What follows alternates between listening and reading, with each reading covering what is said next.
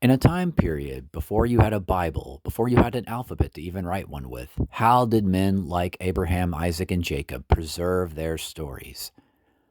Maybe they used the stars. This is Jacob's Zodiac Theory, Part 5. In the past few videos, we've been talking about how Jacob, in his blessings to his 12 sons, may have been making deliberate references to the zodiac by comparing his sons to constellations people were familiar with, so that when they would look up at those constellations, they would remember and tell the stories of his 12 sons. And some of those parallels are really obvious, like Gemini being compared to a set of brothers, Simon and Levi.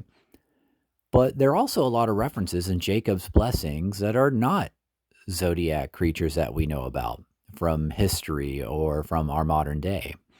They may have been completely unique constellations to Jacob and his culture and his time period. How would we even know that they are zodiac if they were references to zodiac from his day? Well, we'd have to do some digging and some critical thinking as we look at what the consistent themes are that line them up with a zodiac that we do know about. Today we're going to look at Issachar and his strong donkey. When we look at the book of Genesis and we look at the blessing to Issachar, it says, Issachar is a strong donkey, lying down between the saddlebags. He saw that his resting place was good and that the land was pleasant. So he leaned his shoulder to bear a load and became a forced laborer.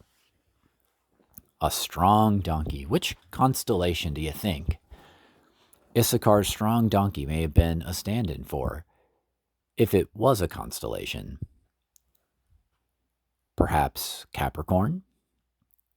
Capricorn's symbolism is a little bit difficult to explain, but basically the goat half represents a strong, earthly, disciplined mountain goat, capable of that strong labor that Issachar's donkey is capable of.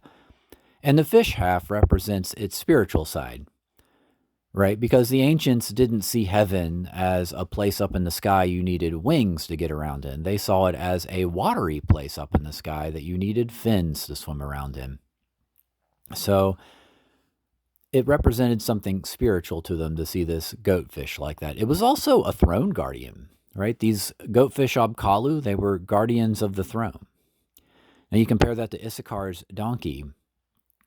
It has the strong labor half, and also it's associated with resting. It submits itself to hard labor because it finds a place to lay its head to rest.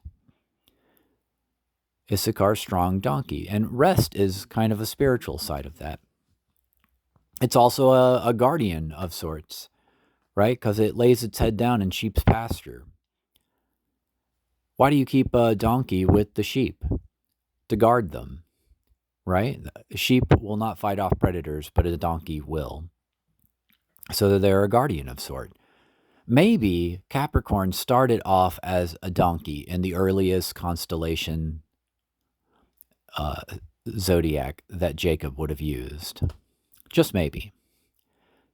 We got one more to cover in the next video, Naphtali and his doe.